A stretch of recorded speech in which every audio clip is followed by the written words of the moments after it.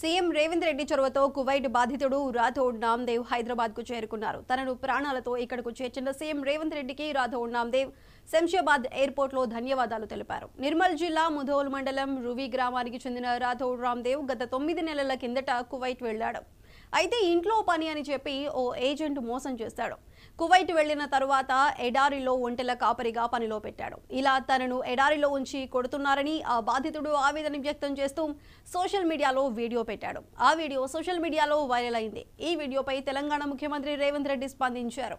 CM Revanth Reddy కార్యాలయం Indian ఎంబసీకి ఈ ఘటనపై ఫిర్యాదు చేసింది. తెలంగాణ సెక్రటరీ ఏర్పాటు చేసిన ప్రవాస ఆంధ్రుల బోర్డు నుంచి భీమ్ రెడ్డి ప్రోత్సాహంతో కువైట్ బాధితుడు హైదరాబాద్ చేరుకున్నాడు.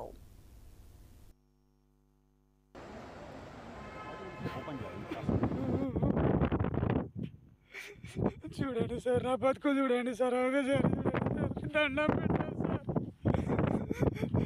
కాపాడండి సార్, కాపాడండి సార్. నా పేరు నామదేవ్ సార్, నేను సార్ తెలంగాణ సార్.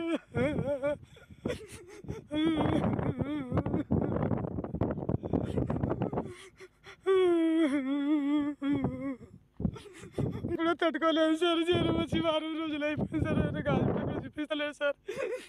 ఎక్కడికి ఏడారి నుంచి బయట తీసేయండి సార్, మీ దండం పెడతాను సార్, కాపాడండి సార్, లేకపోతే ఆత్మహత్య చేసుకొని చచ్చిపోతాను సార్ ఈ బాధలకు సార్.